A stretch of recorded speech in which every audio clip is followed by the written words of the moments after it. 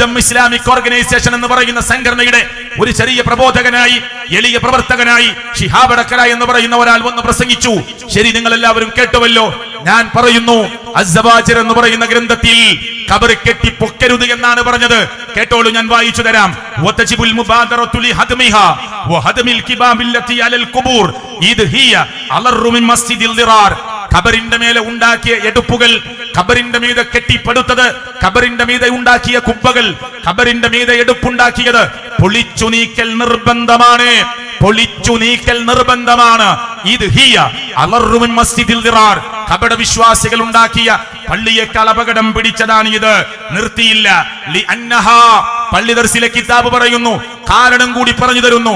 ലി അന്നഹാ ഉസ്സിസത് അലാ മഅസിയത്തി റസൂലില്ലാഹ് സ്വല്ലല്ലാഹു അലൈഹി വസല്ലം. മുത്ത് നബിയുടെ അടിസ്ഥാനപരമായ കൽപ്പനക്കെതിരാണ് ഖബർ കെട്ടിപ്പൊക്കുക എന്നത്. ലി അന്നഹു, ഖബർ കെട്ടിപ്പൊക്കുക എന്ന കാര്യം നഹാ അൻ ദാലിക്, മുത്ത് നബി ചെയ്യരുത് എന്ന് പറഞ്ഞ കാര്യമാണ്.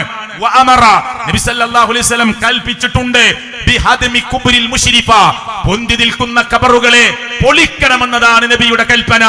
പള്ളി ദർസിൽ ഓതി കൊടുക്കുന്ന കിതാബാകുന്ന അസ്സവാജിർ എന്ന് പറയുന്ന ഗ്രന്ഥത്തിൽ കൃത്യമായി രേഖപ്പെടുത്തുന്നു. ഒന്നാമത്തെ വാള്യം പരിശോധിച്ചോളൂ. അതിൽ 200ന്റെ താഴെ വരുന്ന പേജുകളിലാണ് ഈ വിഷയം കൃത്യമായി വിവരിക്കുന്നത്.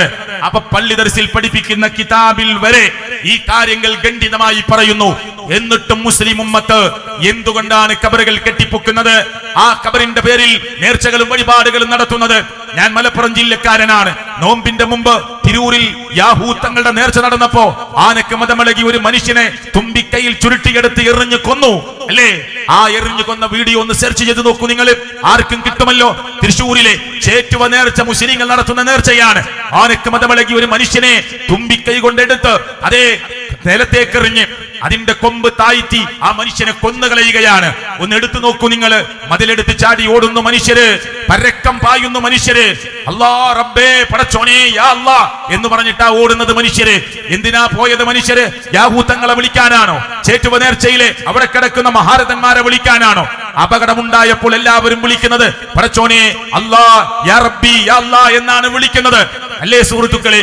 നിങ്ങൾ ആ വീഡിയോ സെർച്ച് ചെയ്താൽ കാണാം എന്തിന്റെ പേരിലാണ് ഇതൊക്കെ കെട്ടിപ്പൊക്കിയ മക്ബറകളും ഖബറുകളും.